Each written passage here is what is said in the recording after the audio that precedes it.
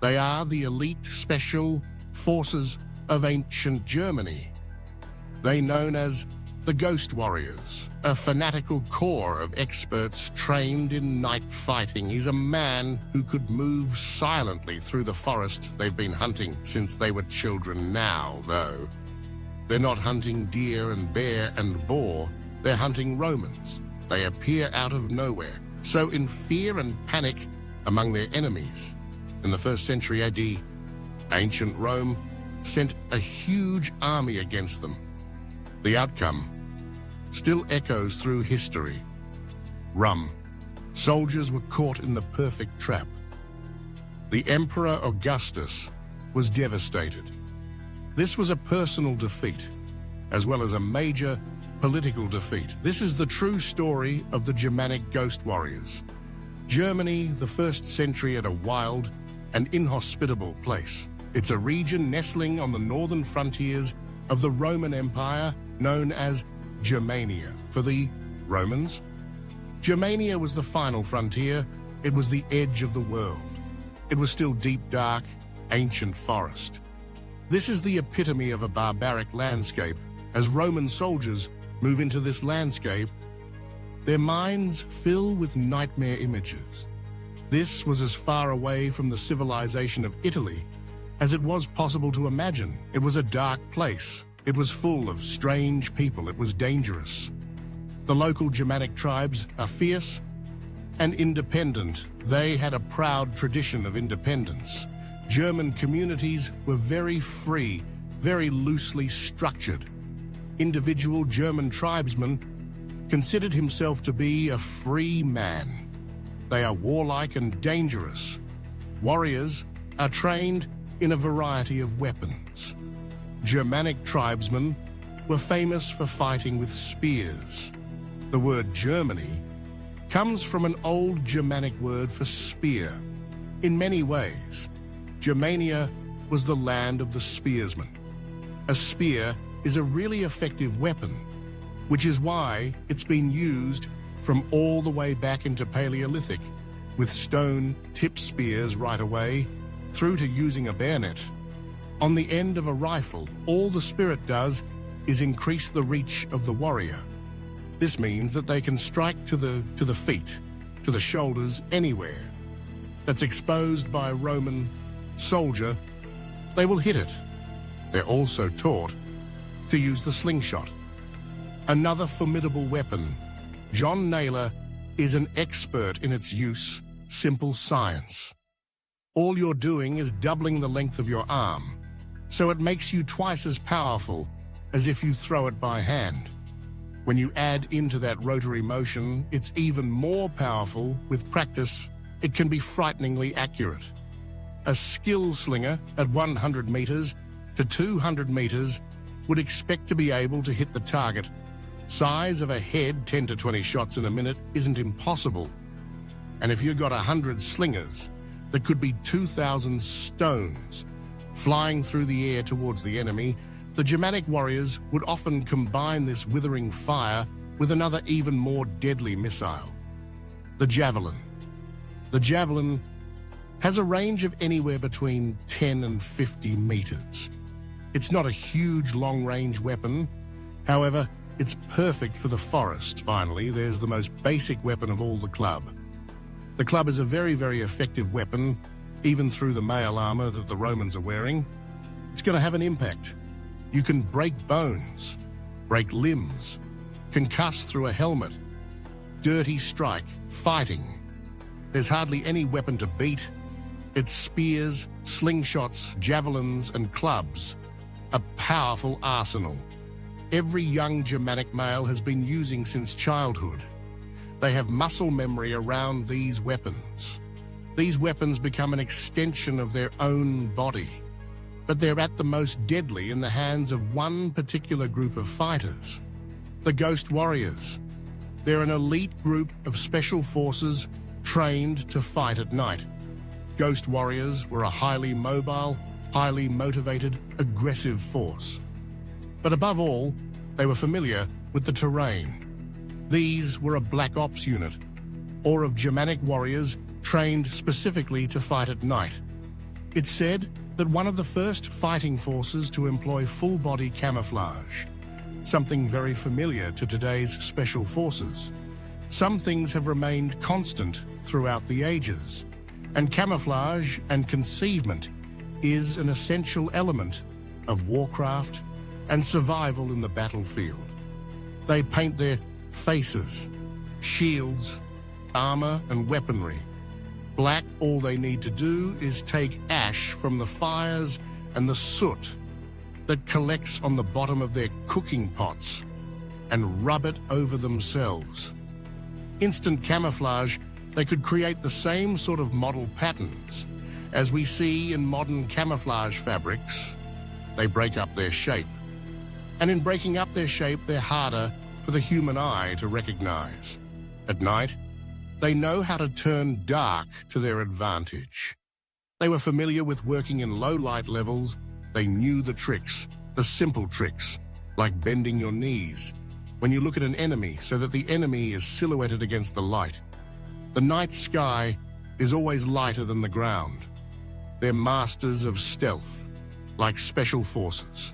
Today, they train in how to silently sneak up and kill to the Romans, as these night fighters are a source of legend, fear, even terror. They would appear out of the trees as if by magic and suddenly attack, and then they would hide back into the trees. They hit you hard and then escape.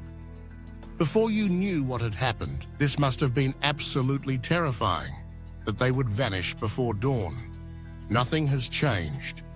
The night is still the friend of the special operative. It's very typical of special forces operations to lay up, and all actions will be carried out at night. It's a clear weapon. You could use a psychological weapon. It's camouflage. It's concealment. It's capitalizing on your advantages of local knowledge. The Ghost Warriors, the equivalent of our Black Ops people. They're an unruly band of fearsome fighters outside the control of Rome. It's a situation Rome, accustomed to total control, finds hard to accept. In 7 AD, the Roman Emperor Augustus decides it's time to tame the Germanic hordes and bring them into the empire. He thinks he knows just the man for the job. Publius Quintilius Varus is a leading member of the Roman aristocracy. Publius Quintilius Varus was one of the best generals of his age. He had been personal secretary to the emperor. He knew exactly how the imperial system worked. He was even married into the imperial royal family. He was the right man at the right time for the right job. Javerus taming Germania sounds an easy mission. You will deploy Rome's trident, tested practice for colonizing foreign lands as the empire has expanded. The Romans have co-opted local people and put them into Roman uniforms. They would take senior members of tribes. It would bring them into the Roman fold and would show them the benefits of Roman civilization. The idea was that these would become innocent ambassadors among their own people for Roman rule. These co-opted warriors, known as auxiliaries, with them be taught to fight Roman style. These were effectively mercenaries which had been brought into the Roman army in Germania. Varus is confident.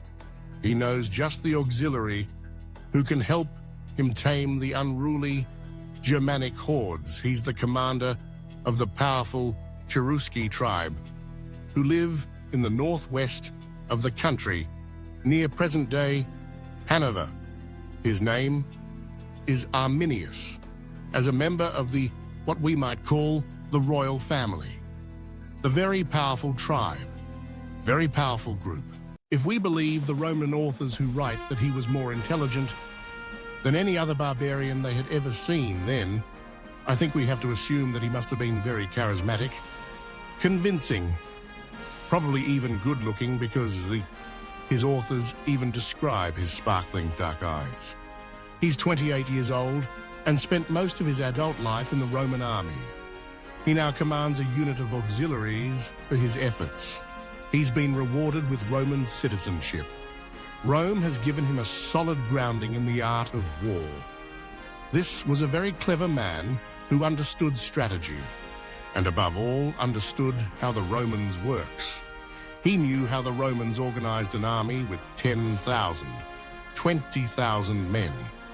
He's regarded as a friend and ally of Rome.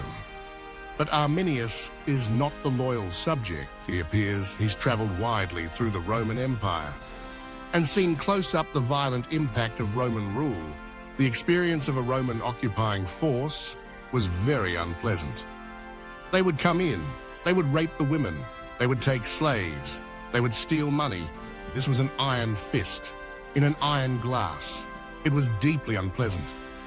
Arminius hates the idea this might happen to his people.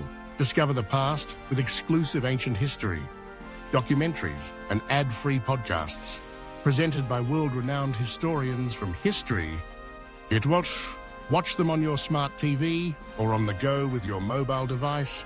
Download the app now to explore everything from the wonders of Pompeii to the rebellion of Boudica and the mysteries of prehistoric Scotland. Immerse yourself in the captivating stories of this remarkable era by signing up via the link in the description. Thoughts of resistance start churning in his brain. Suddenly inside Arminia, his head, the light is going on. He's already witnessed Roman bullying in Germania, so I will do anything to stop that happening to my people. From the beginning, when the Romans first met, the Germanic tribes, there was a resentment that anybody could come in and tell them what to do. They were used to running their own affairs. Arminius keeps these thoughts to himself, but secretly he lays plans that will lead Virus into an historic and deadly battle with the ghost warriors today. Mindon is a pretty town on the banks of the river Vasul 2,000 years ago. It's a Varus's summer camp, an isolated Roman garrison in the tribal lands of Arminius and the Cherusci in late summer 89. He prepares his legions for their annual march south to their winter quarters. Suddenly, Arminius arrives with important news. There are reports of a tribal uprising. Several days' march to the west, he suggests the Roman legions, instead of marching immediately south, should first loop west to suppress it. Virus, suspecting nothing, readily agrees for bows. Arminius must have been a friend, if you imagine that he is living in this rather hostile environment. And then there comes somebody who belongs to these apparent people, but nonetheless, he is one of us. Tut Virus, the idea that Arminius might be plotting against him is inconceivable. He didn't understand. The people didn't want rogue. It was completely unintelligible to him. It's a serious misjudgment. Trusting Arminius will be Virus's first big mistake for weeks. Arminius has been laying his plans. Arminius was clearly shrewd. He was also clearly charismatic. He's been trying to rally the local chieftains and warn them of Rome's plans to colonize their lands. It's not an easy task. The Germans in those days were not the Germans of today. They were not regarded as the efficient team players that they are today. These were disorganized, lazy, inefficient, primitive, annoying, pugnacious tribesmen who couldn't do anything without it all falling apart. Arminius' genius lies in pulling this rebel together. He must have convinced them that I am the guy that is going to lead you to victory against this equivalent of the US Army. To turn these fractured tribes, even for one task, into a lethally effective army. In a very short period of time, I mean, it's Napoleonic. It's in its achievement, but to finally win over the tribesmen, Arminius must answer one last question. How can they combat the might of the Roman Empire? One thing is immediately clear. The Germanic warriors can never defeat the Romans in open battle. The Roman army in conventional warfare was the most powerful military machine in the ancient world. High-tech, immensely disciplined, highly drilled in pitch in the 1st century AD, the Romans virtually always won the key to victory. Lies in luring the Romans into a situation where all this power is useless. The only way you could beat them was by drawing them into difficult terrain and then waging a hit-and-run, guerrilla struggle against them. Have to take them on your terms, and strictly on your terms. That means you have to use every advantage available to you of knowledge of the ground, knowledge of the roots of your own people and their capabilities. It requires coordination, intelligence, and a very deep knowledge of the terrain you're fighting. Arminius now reveals to the doubting tribesmen he's identified the perfect spot to maximize their advantages. The Roman legions will have to pass through the vast Teutoburg forest here at one point, between a wooded hill on one side and a swamp on the other. The track narrows down into a natural pinch point. This meant that the Roman army could not march in its normal formation, rather than marching 10 abreast. The Roman soldiers, at most, could march 6 abreast. They will have felt slightly ill at ease. They were out of their normal way of doing things. It's the perfect place for an ambush here. The Romans will be trapped. Arminius will be free to attack them by day and night. This is when the Ghost Warriors will come into their own. It's an inspired plan, but can it really work against 20,000 Roman soldiers? The Roman force sets out from Minden. Germanic spies track their program. The legions are accompanied by Arminius and his auxiliaries up ahead of them, deep in the woods. The Germanic warriors prepare their trap. Arminius has briefed them on exactly what to do. They build a defensive rampart beside the track. It stretches for 400 meters. It's carefully disguised to blend into the landscape. Mastering the terrain is a basic part of Black Ops Warcraft and training. It's absolutely essential to identify good locations for the main kill group and the cut-off teams. Each person might not necessarily need a tree to hide behind, but you know, they might need a bank or a natural lip on the ground. It's a complex, multi-stage operation, and not any four can do it with the rampart complete. The warriors spread out through the densely wooded hillside and wait as far as his forces approach. The ambush, Arminius makes his move. One of the things that the Roman auxiliary soldiers did was that we use this reconnaissance forces, Armenia suggests, to Virus. He takes his auxiliaries ahead of the main force to scope out the route. It's a perfectly normal practice. Virus, suspecting nothing, agrees. It's his second major mistake. Arminius and his troops make their way to a pre-arranged meeting point here. They meet up with fellow tribesmen, all their allegiances to Rome. Now, fall away. The combined force moves off towards the ambush. Among the Roman troops unaccustomed to the forest has growing concern. The whole formation had to break up. They had to form a line, and it was like a 20-kilometer-long train that was moving through the countryside. The column of soldiers and retainers stretches back for miles. Communication became even more of a problem than it had right at the beginning. There was no way of the back knowing what the front was doing. Roman legionaries never liked marching through forest. They were places of fear. Bad things happen. It's very unnerving. You don't have local knowledge of the area. Normally, knowledge dispels fear, and that's something you totally don't have. Every level of every footstep has a massive sense of our uncertainty is a sensation. Former SAS member King Jones has experienced personally in Afghanistan. You know that Guys have grown up with a weapon in the hand since they've been 11 years old, and this extreme hostile environment, it's their backyard, you know? They've already got that advantage on you, no matter what your level of training or skill set. This was incredibly delicate, dangerous situation for the Roman army, but Varus, still suspecting nothing, pushes on. You're suffering from what we now call the sunk costs. Farsi, which is that you put so much effort and invested so much trust in this case.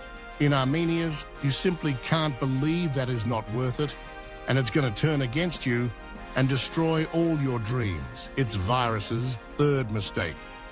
At the ambush, the Germanic javelin to throwers ready. Their positions, slingshots are prepared, ammunition gathered all the way. Dominius's order. Below them, they can hear the approaching Roman column. They would have heard the sound of trumpets. They would have heard the sound of armor jingle. This was loud. There was no doubt this was the Roman army approaching. That's when the adrenaline surge kicks back in again. Your body's fully charged with adrenaline, and a kind of sick sense of excitement almost makes you want to vomit. You can feel your stomach turn, start swallowing. Your mouth becomes extremely dry. You might perspire and sweat a little as well. It's a massive emotion you're facing, but Arminius holds his fire. The plan is to attack the Roman column at several points, splitting it into sections, breaking communications between the head and tail, and forcing each section to fight in isolation. The minutes take by time seems to stand still, and your consciousness system seems to shrink. It's just focus on that one moment. Suddenly, Arminius gives the order. A rain of javelins and the slingshot shower down from the trees. The Germanic tribesmen are in their element. The Romans attempt to form a defensive shield, but they've been caught badly off guard. Roman soldiers won't have known what to do, and rumor would have spread up and down the soldiers' line. Very, very rapidly soon afterwards, the volley is followed by close combat. The warriors sweep down through the trees and out of the forest. There's no room for hesitation, doubt. Everything happens so quickly in such a blur. You're so intensely focused on that one action. The time disappears. It's a feeling. Soldiers never forget. A 15-minute firefight can just seem like a couple of minutes. It's so intense physically and mentally, Varus is called. Completely unprepared before even the idea that there might be something wrong in this scenario. People who found himself already in this bottleneck. The Rum soldiers were caught in the perfect trap in front of them with the Germanic warriors, and it was sheer weight of numbers from behind meant that there was no way the Roman soldiers could turn around and go back as the Romans fall. They stripped of anything of value the Roman army. This was terrifying. They understood an army that sat before them, and then they could have a formal battle. These worries didn't play by the rules. The battle drags on until nightfall. Finally, Arminius gives the order to withdraw. Night descends on a bewildered Roman army. Anybody who's been in the forest now at night, military exercises or not, will know it's a very, very mysterious place. It's gods and terrors and ghosts and spirits and fairies and malicious things that scream at you in the night and surprise you when you should be asleep. It's a very different place at night than in the day. The forest normal Roman tactics would have been to dig in and set up camp, but Varus worried he'll never escape the forest alive. Opts to make a breakthrough. This is his fourth mistake now. It's the turn of the ghost warriors. They black their faces. The process of coming up is very much psychological as well as physical action of putting it on hands, neck, face, ears, the back of ears. It's having an extra layer of defense.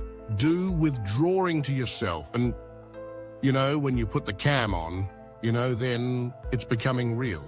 They stare into the night, preparing their eyes for the dark. You normally allow yourself 15 to 20 minutes for your sight to get accustomed to the level of darkness. Though your senses are heightened so much more intense at night, finally, they camouflage their weapons to stop them glinting in the moonlight. Then, as the Roman forces appear below the night, fighters move in for the kill. Silently like ghosts, they creep through the trees. They know every sound and shadow you get, kind of a sixth sense for what's lurking around the next corner. These are men who could move silently through the forest they've been hunting since they were now. Though, they're not hunting deer and bear and boar. They're hunting Romans. The first thing Roman legionary would see was the white of a German's eyes and his sword coming down on you. They appear out of the dark as if by magic. The Romans have never faced anything like it. Are they fighting men or spirits? The ghost warriors must have seemed like demons. The Roman army would have been completely psychologically under the gun. This was not the kind of warfare that the Romans were trained to fight. They didn't know what was going on. From the Roman perspective, it's probably entirely chaotic and extremely frightening.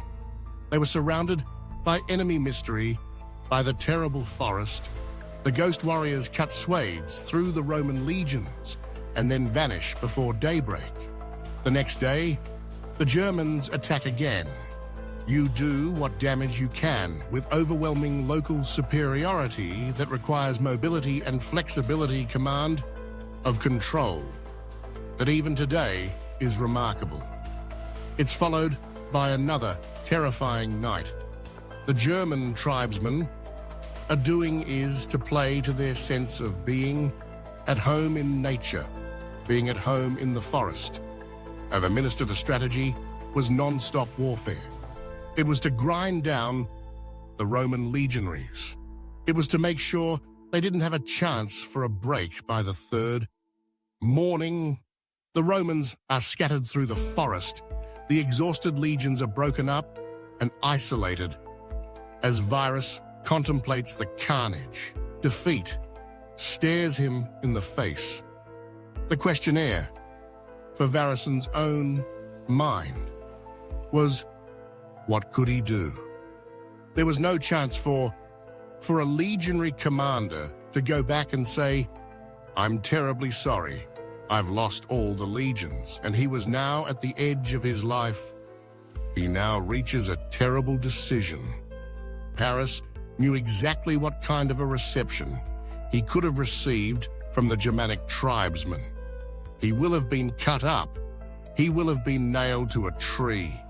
They did terrible, terrible things to Rome, soldiers that they found that morning. In shame and fear, Varus falls on his sword. The Roman forces collapse. The Germanic fighters move in for the final kill 3. Roman legions have been completely wiped out. It's an historic victory for Arminius's Germanic warriors. Surviving Romans are passed to priestesses for ritual bloodletting. Ears and hands are nailed to trees after battle. There was an awful lot of ritual sacrifice. Priestesses would have huge cauldrons and cuts. The Roman soldiers until their blood ran into these cauldrons. The bloodletting is said to purify the land of Roman influence. The Battle of Teutoburg. Forest is the greatest Roman defeat for over 200 years, 900 miles to the south in Rome. There's blissful ignorance. Then, a messenger arrives with a box for the emperor, Augustus. It contains the bloody head of Varus. The Emperor Augustus was devastated. This was a personal defeat, as well as a major political defeat. We're told that he goes around the palace, tearing out his hair and wailing, Varus, Varus, Give me back my legions in just 3 days. The Roman Empire has lost 10% of its fighting force. It's difficult to exaggerate the scale of the defeat which the Romans suffer. A huge great gap is blown in the Roman Empire's frontier defenses. Such was the shame, such was the scale of the defeat that the legion, 17th, 18th and 19th, were struck from the Roman military. They were never used again. No soldier would ever wanted to serve in those units today. In Germany, victory at the Battle of Teutoburg Forest is remembered by a monument to Arminius. Elsewhere, excavations of the battle site have unearthed a grisly tangle of smashed-up bones and weapons, and Arminius's defensive rampart has been reconstructed. The Germanic ghost warriors have become a legend for a new generation of Germans. 2, 3